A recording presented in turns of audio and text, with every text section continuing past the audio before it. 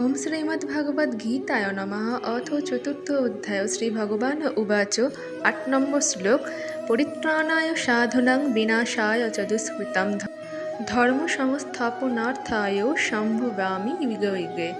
অর্থাৎ ভগবান বললেন, সাধু ব্যক্তিদের রক্ষা করবার জন্য, পাপীদের বিনাশের জন্য এবং ভালোভাবে ধর্ম সংস্থাপনের জন্য তিনি যুগে যুগে অবতার রূপে প্রকটিত হয়েছেন।